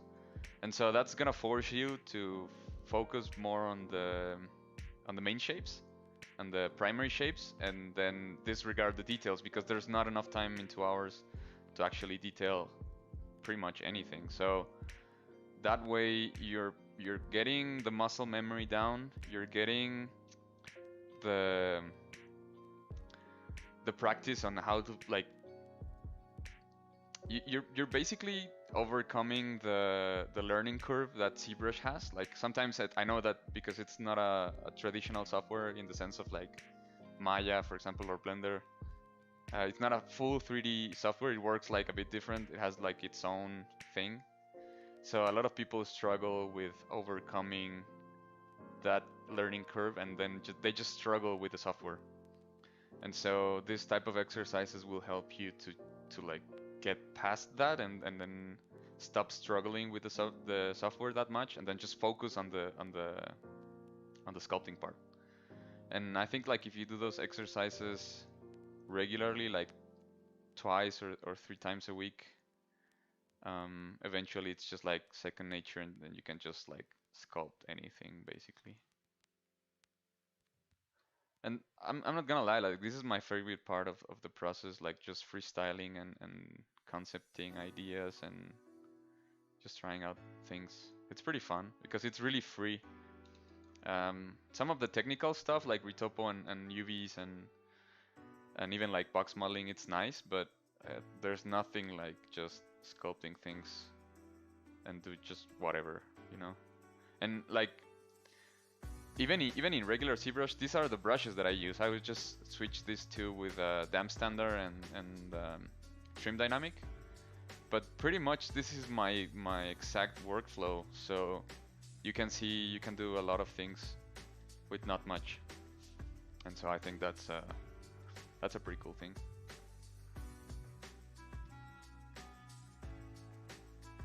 Yeah, Brazilians are pretty good with organic stuff. This is este es el ZBrushCoreMini. Aquí está. ZBrushCoreMini. We can also change the different matte caps. I was using the matte cap gray. You can do the basic material as well. Toy plastic. The skin shader, although I haven't seen like the settings for poly paint. I don't know if you can actually poly paint. Like there's a color here. Color picker. Flat is really cool. Flat I like even in my regular ZBrush, I like to have flat around, because you can do just silhouette, you know. You can look how things look in just a silhouette form, and that helps you notice a lot of things that you would normally notice when you know, when you have all the detail on the surface and it's distracting you from looking at the actual silhouette. So I find it very useful once in a while to just go flat and check the silhouette, how it looks and everything.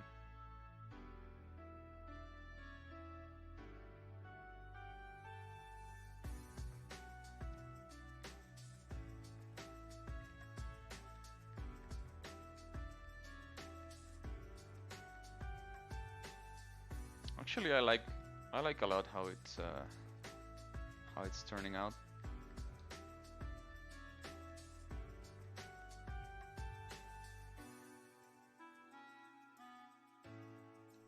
And for this one, you can use either like slash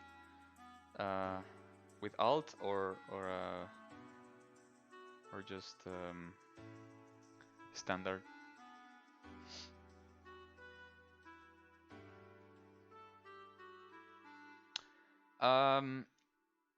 Yo empecé porque, bueno, de hecho, había empezado a ver los streams de Pixologic, había visto que había artistas que además de lo que hacían normalmente, tenían, o sea, streameaban también para Pixologic, y entonces me llamó la atención y empecé a investigar cómo era todo el proceso de streaming, cómo setear OBS, cómo empezar con este rollo, y empecé primero haciendo streams muy sencillos de 1 hora, así nada más, y al principio los únicos viewers que tenía eran mis alumnos, y eso duró un par de meses, y después un contacto de México, Oscar, no recuerdo su apellido,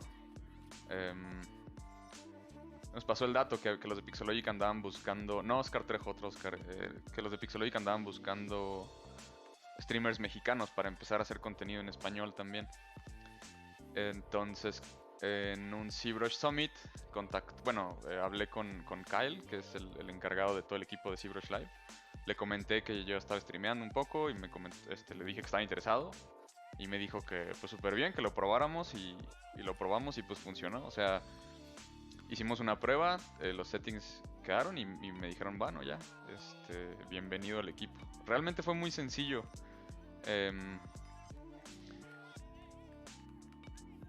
Empecé a streamear al mismo tiempo con Oscar, justo porque buscaban gente que streameara en otros idiomas. Entonces entramos él y yo y se unieron también al equipo Ana Carolina, que es de Brasil y también tiene streams en portugués, y Alina Ivanchenko, que hace streams en ruso. Entonces, pues el equipo de streamers ha ido creciendo y de repente no todos estaban activos al mismo tiempo. Yo me tomé un break como de 1 año y cacho, y así hay varios otros.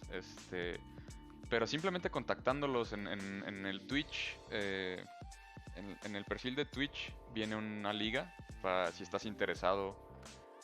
Los puedes contactar por ahí. Y ya, es bastante sencillo. O sea, realmente no son... ¿cómo decirlo? Bueno, al menos... Bueno, no voy a asumir nada, pero en mi caso no fue difícil. Fue bastante sencillo contactarlos y hablar con ellos y ya, pues entrar. Pero... si te interesa, lo que yo te recomendaría es que primero streamearas por tu propia cuenta un rato para calarle y ver qué onda con cómo funciona, cómo setear todo. Yo estuve haciendo eso un par de meses antes y ya después fue que los contacté.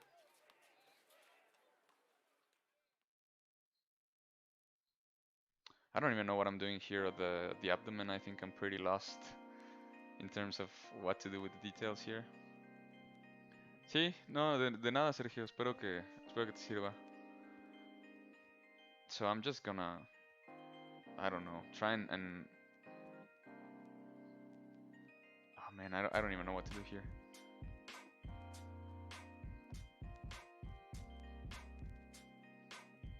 I'm gonna copy the homework from up here and do the same thing.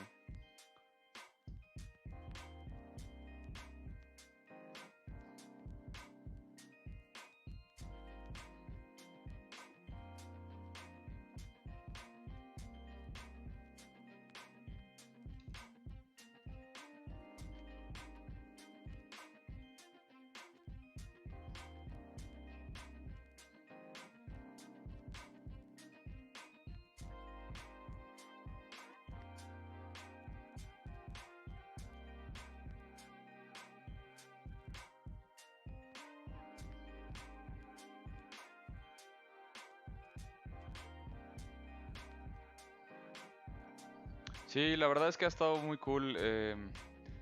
Actualmente no, ya son un montón los del equipo y no estoy seguro exactamente quién está activo y quién no, pero han tenido gente. De hecho, creo que hace rato, hace unas cuantas horas estuve streameando Daisuke en japonés. Está Ana en portugués, tienen a. No sé si Sadan streamea en algún otro idioma. Pero tienen ruso, español, en algún momento tuvieron francés también. Entonces, pues sí está padre justamente para pues gente de otros países que tal vez no hable inglés o se sienta más cómoda en su propio idioma. Es algo cool. Sí, es como un scope un poco más internacional y eso me gusta.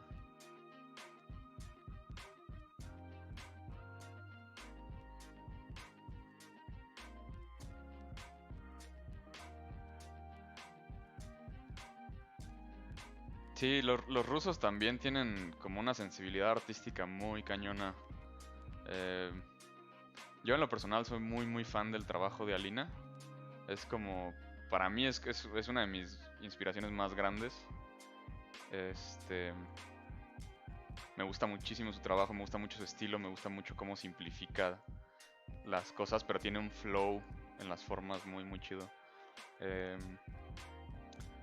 María Panfilova también es muy buena. Sí, pues hay de todo, de dónde aprender.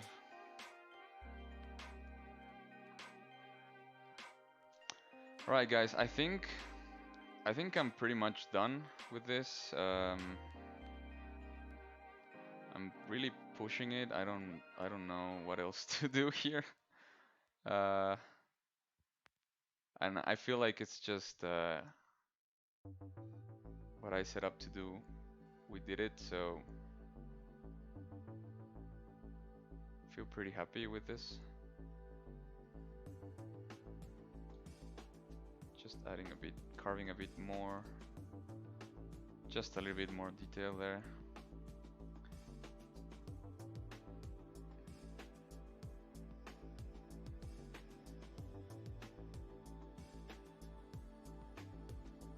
I'm gonna do mid again. Maybe one last time. And I think I'll just add a little bit more detail like here in the collarbone. Just around and that's it. That's it.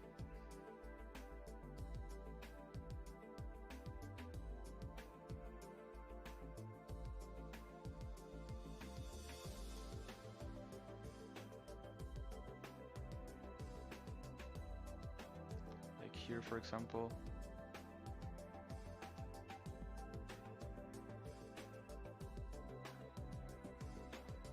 That's holes. I don't know why, but I think it works. Works to keep just like a bit more variety without necessarily changing things too much.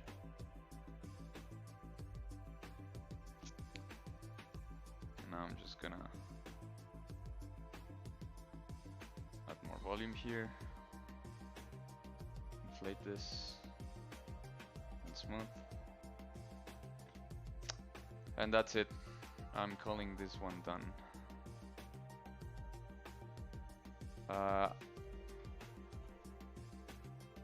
Yeah, I'm pretty happy with it. Like I said, I didn't focus too much on the back because yeah, I don't know. It's more interesting to see it from the front. Maybe if I do decide to keep this one and try and 3D print or something, I don't know. Like I've been thinking about it a lot. Just maybe like finish the back.